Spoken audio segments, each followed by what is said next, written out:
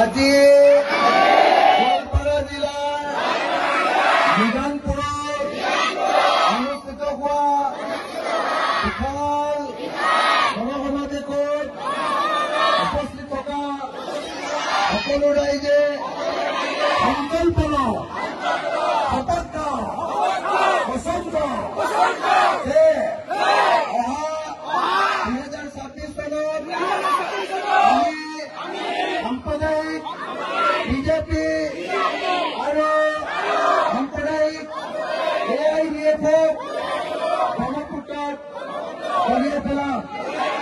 আগন্তুক পঞ্চায়ত নিৰ্বাচনত নিজানপুৰৰ ৰাইজে মণিশংকৰ গয়াৰীক গেছ চিলিণ্ডাৰ চিনত ভোট দিম।